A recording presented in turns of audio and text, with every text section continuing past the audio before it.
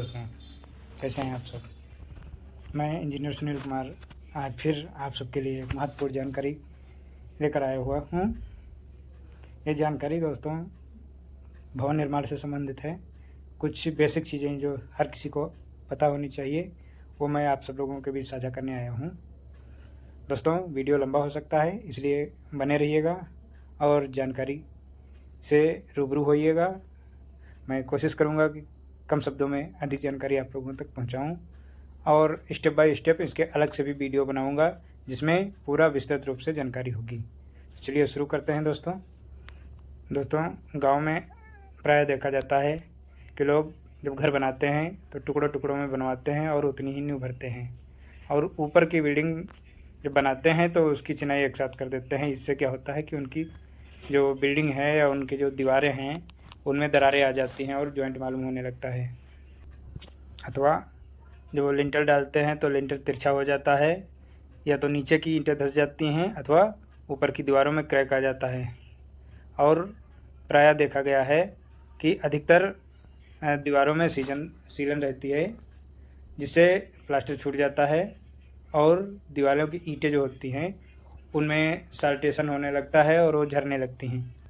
दोस्तों इन सब का मेन कारण है कि नींव की अच्छी तरीके से प्रॉपर भराई ना किया जाना, चिनाई अच्छी तरीके से नींव की ना किया जाना और जो लिंटर ढाला जाता है वो आरसीसी का ना ढाल के ईंटों का ढाला जाना तथा उसके ऊपर डीपीसी नहीं डाला जाना, ये मुख्य कारण होते हैं।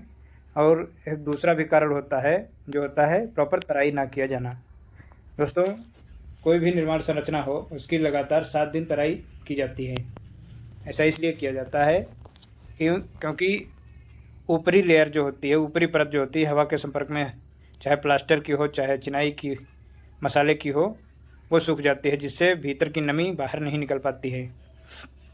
इसलिए वो कहीं ना कहीं जलवाष्प बन के या गैस के रूप में निकलने का प्रयास करती है। इसलिए प्लास्टर पे दरारें पड़ जाती हैं अथवा चिनाई कार्य में दरारें पड़ जाती हैं। इसलिए तराई करते रहना चाहिए। दूसरा सबसे मेन कारण ये होता है तराई करने का कि जो सीमेंट के सेट होने का समय होता है, प्रारंभिक समय 30 मिनट होता है, उसके बाद में सामान्यतः 6 घंटे और पूरी जो स्ट्रेंथ होती है वो 7 दिन में आती है। इसलिए कहा जाता है कि 7 दिन तक लगातार तराई करते रहना चाहिए निर्माण कार्य की। इससे क्या होता है जो सीमेंट होती है उसकी स्ट्रेंथ बनी रहती है और वो मसाले के साथ अच्छी तरह पकड़ बना लेती है जिससे पूरी मजबूती आती है बिल्डिंग में। अन्यथा वो सूख जाएगी और अपनी पूरी स्ट्रेंथ नहीं बना पाएगी जिससे हमारा भवन जो कमज़ोर रहेगा। इसलिए दोस्तों कोई भी बिल्डिंग हो उसकी तराई बहुत ही महत्व रखती है। दूसरी चीज़ होती है जैसे हमने बताया कि डीपीसी का काम होता है कि जो हमने लिंटर डाला है, लिंटर अधिकतर क्या होता है कि फर्श के बराबर में होता है। तो कभी कभी क्या होता है कि अगर थोड़ी सी भी ईंटा जो होती है अगर वो मिट्टी के कहीं से संपर्क में आ गई लिंटर के ऊपर वाली तो बहुत तेज़ी से नमी खींचती है।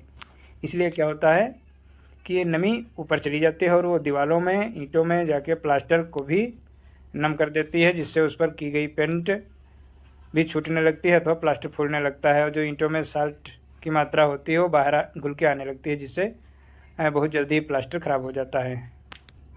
डीपीसी के होने से यह नमी ऊपर दीवार में नहीं जा सकती, इसलिए ऊपर का हिस्सा सुरक्षित रहता है और ना प्लास्टर में सीलन आती है, ना दीवार में सीलन आती है और ना ही ऊपर की गई पेंट में सीलन आती है। इसलिए डीपीसी को लिंटर के ऊपर बहुत ज़रूरी रूप से डलवाना चाहिए।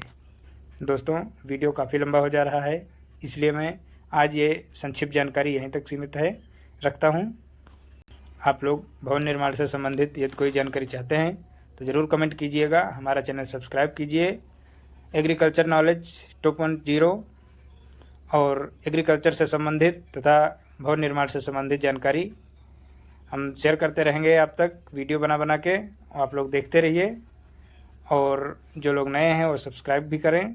मैं जल्दी ही लाइव आऊँगा आप सबके बीच में।